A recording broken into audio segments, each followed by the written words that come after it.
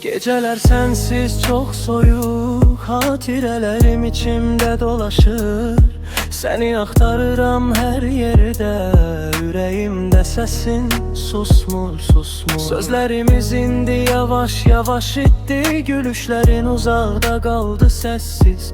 Elimi tutmak istedim ama boşluk kapladı her bir izimizi.